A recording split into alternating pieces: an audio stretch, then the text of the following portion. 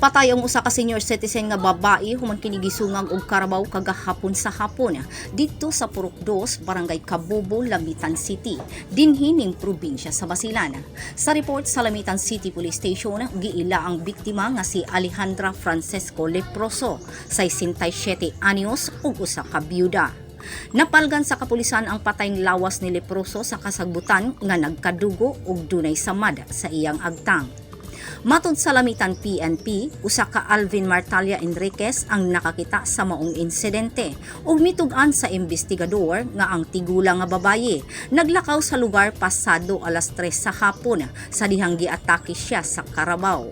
Ang Basilan Forensic Unit o SOCO gihangyo sa pagproseso sa crime scene ug sa pagtino sa uban pang posibleng anggulo sa pag-imbestiga sa maong insidente.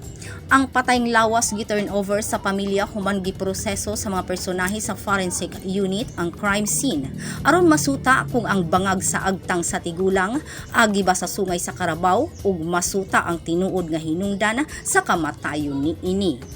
Grace Alcunaba, Newsline Philippines, Basilan Province. Stay safe.